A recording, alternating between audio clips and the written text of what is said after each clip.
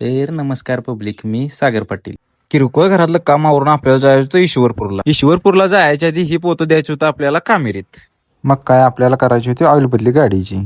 इकडे आलता शुभ्या आपल्याला भेटायला. शुभ्याला म्हटलं काय झालं, शुभ्या लागल्याला लाजाय. जाऊ दे म्हटलं आपण चहा पिऊन घेऊया. चहा पिऊन घेतल्यानंतर आलतो घरला आल्यानंतर आपल्याला जायचं होतं सांगली. तर सांगलीला जाण्याचं कारण होतं आपल्याला बघायचं होतं सांगली फेस्टिवल. मग काय इकडे तिकीट काढलं आणि गेलो. आता आज जाऊन बघतोय तर इकडे खोयागत पब्लिक होतं. ते बघेल तिकडे पब्लिक. आज तर इकडे आपल्या विठुरायाची मूर्ती एक नंबर दिसत होती. किरकोळ मध्ये इकडे तिकडे जरा बघितलं. परत इकडे होता डॉग शो चालू. मग काय जरा डॉग शो बघितला आणि म्हणलं आपण जाऊया आता घरला आल्यानंतर लावल्यावर जेवणाचं नियोजन. मग काय एकवर सगळी या लागलेली. ते मग इकडे चालू होतं शेकायला. इकडे सगळी शेकत बसलेली. तर हे म्हणतो मी गाणं म्हणू काय. मग काय म्हटलं म्हण बाबा गाणं. किरिस्का सुनने का गाणं किरिस्का.